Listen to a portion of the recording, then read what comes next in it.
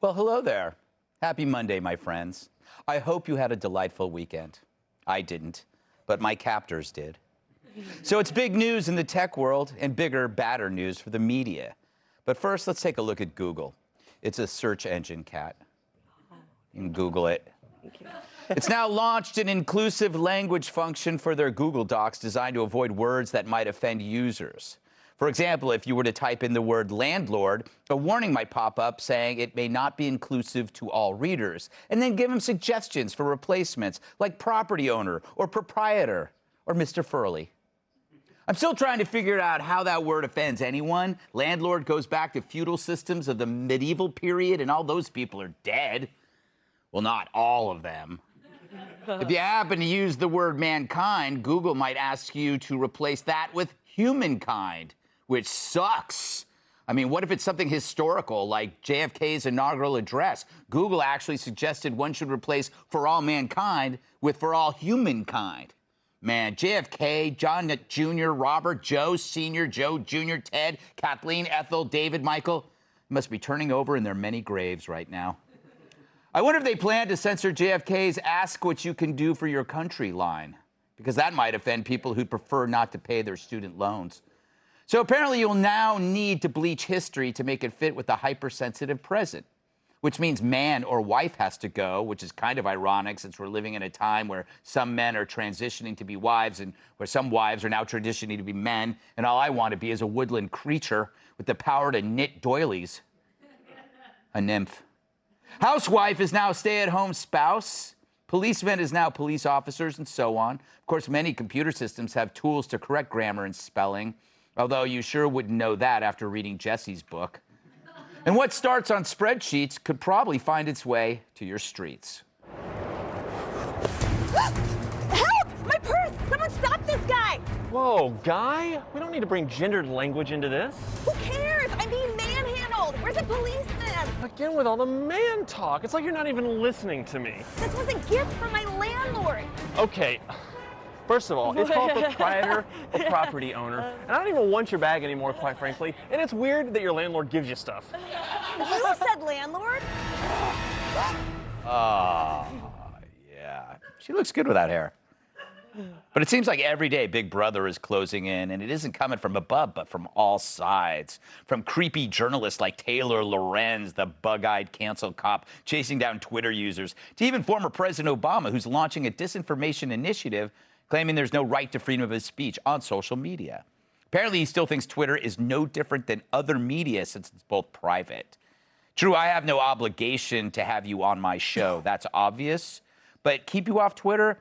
That removes you from the modern town square. The only reason to cheer that is to limit the flow of information, to exclude one narrative in favor of another, which is what the media does best. And that's part of the big lie. It's not about being inclusive at all. This society is already softer than a tube sock filled with onion dip. It's about excluding people whose opinions counter yours. If they can control language, they can control thoughts, then they won't have to spend as much time indoctrinating your kids. Besides, who is asking you to change problematic words? It's always one side. And I could bet you it's no impartial source. It's likely someone no one can stand. And can you imagine how insufferable a person would have to be to get offended by these words? I'd rather marry Amber Heard. We criticize China for their social credit system, but we're getting there too. How long before your bank rejects a loan because you were spotted at a Trump rally? So yeah, Big Brother is us. I don't think Orwell saw that coming. Or maybe he did. I never finished the book. I didn't even read it. Got the Cliff Notes. But it's weird how all of this wokeness only bubbles up from the same places: academia, then tech, then media. They invent it, spread it, and use it to destroy freedom. And they all agree, because it's not just words, it's power. To control the spigot so stories like Hunter's laptop disappears. No wonder they flipped out over Elon Musk and his giant bag of money. He realized the only way to stop this looming big sister, is to suffocate her with cash. By the way, I almost died that way when I was stripping. His goal to protect not his speech or your speech, but all speech. And we should always be wary of people frightened by that. It means their ideas are bad and they'd rather shield them and label competing thoughts disinformation. Isn't that right, Mr. Obama? So good for Musk. If he buys Twitter, he's just wrestled away the drug that fuels most of our media. And he may, in fact, save the town square, and not just for humankind, but mankind, too. Let's welcome tonight's guest. If you think he looks sharp now, wait till you see him on his electric scooter. Radio and podcast host Buck Sexton. His motto is Viv and let Viv. Entrepreneur and author of the book, Woking Vivek Ramaswamy. She's like the milk in the back of your fridge. White, cold, and ready to expire. Buck's his contributor, Cat Tiff. And he's required to make a beeping noise when backing up. My massive sidekick and the NWA World Television Champion, Tyrus. All right, Buck, if that's your real name, and unfortunately it is. Fair. I've yet to meet a single person up close and personal who demands replacement words. You know what I mean? It seems like it's just some weird thing that is done behind the scenes with like 3 people.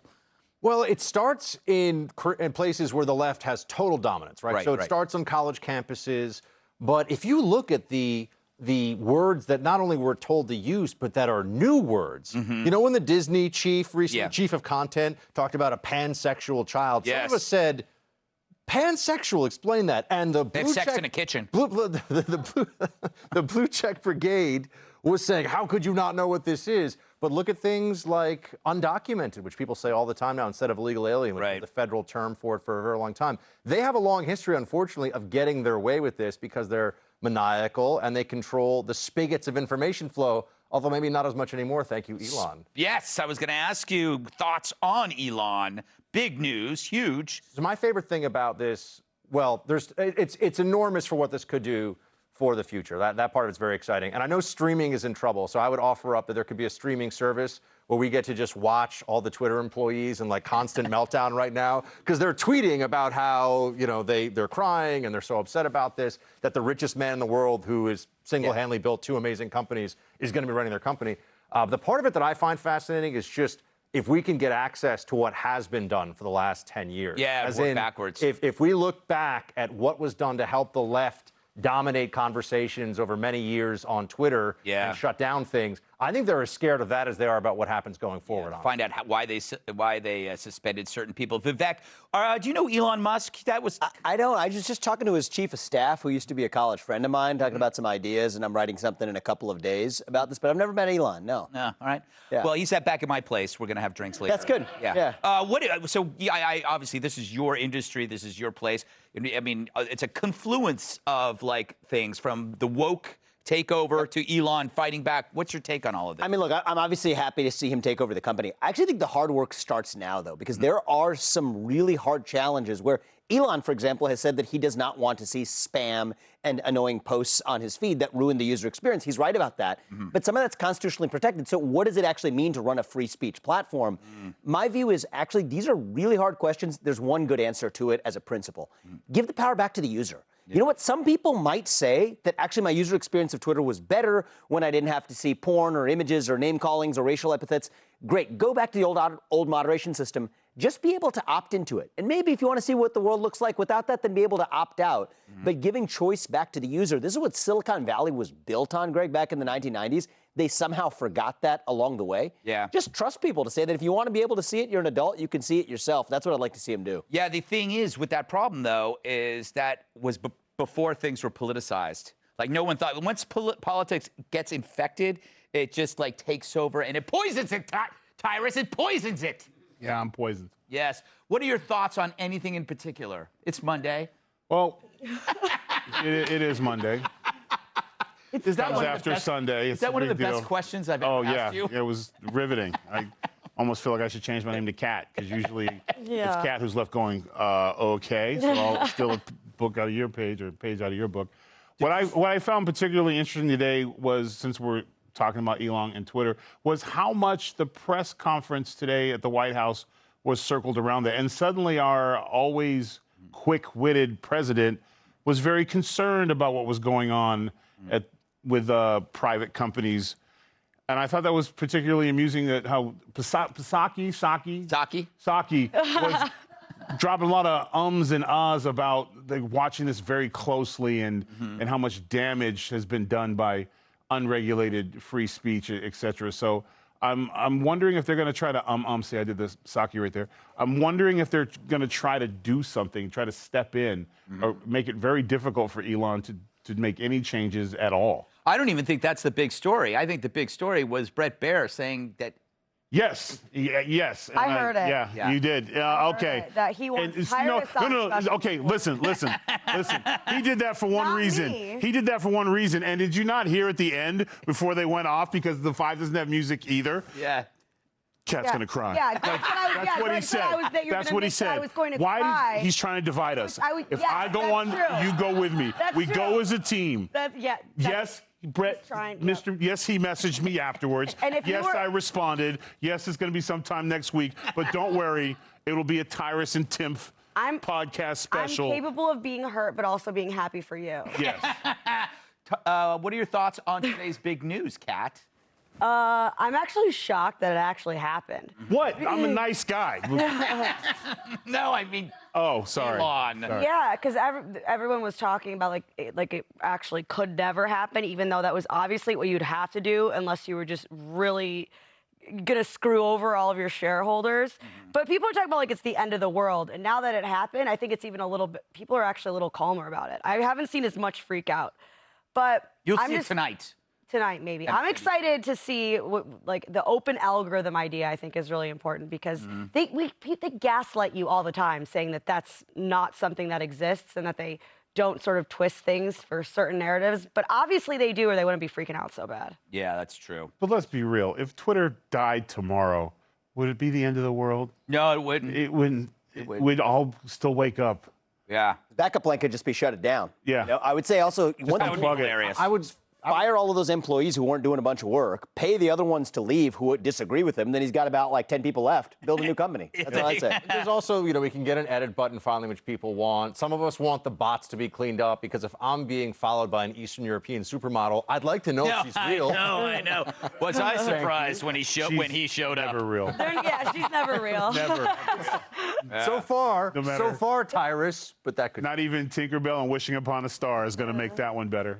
Well, on that note, up next, is Kamala's relationship terse with Biden's wife/nurse? Hey, Sean Hannity here. Hey, click here to subscribe to Fox News YouTube page and catch our hottest interviews and most compelling analysis. You will not get it anywhere else.